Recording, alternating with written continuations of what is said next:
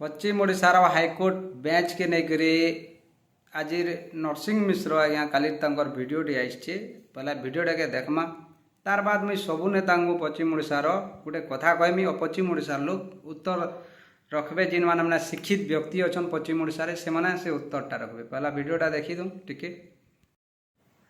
राज्य विभाग हो आम प्रति अन्याय करा जाउची, अविचार करा जाउची, वैमात्रिक मनोभाव प्रदर्शन करा जाउची। छत्तीसगढ़ स्वतंत्र राज्य है एवं परमानेंट बेंच परिवर्ते छत्तीसगढ़ रे स्वतंत्र हाईकोर्ट प्रतिष्ठा है। ठीक से भली पश्चिम ओडिशावासी तो दाबी करछंती स्वतंत्र कौशल राज्य। बेले बीजेडी कांग्रेस की बीजेपी जी भी जेनसी भी पार्टी रो लोग सत्तार थीसन से बेले तांको कौशल याद नहीं आसे, तांको हाईकोर्ट बेंच याद नहीं आसे।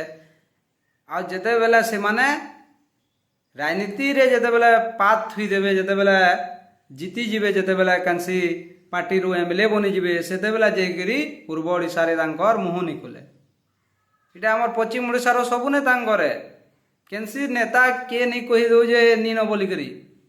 आ दी दिन किछि दिन आगन मुझे वीडियो भी गोटे बनईली जे भक्त चरण दास कहते चाहिए ओडिशा के विभाग करी पश्चिम ओडिशा रे मुख्यमंत्री बनी पारती कौशल राज्य करी। जदि हेतकी तुमर मानकर औकात थिता दम थिता बोले कि नहीं मुह नहीं खोलत।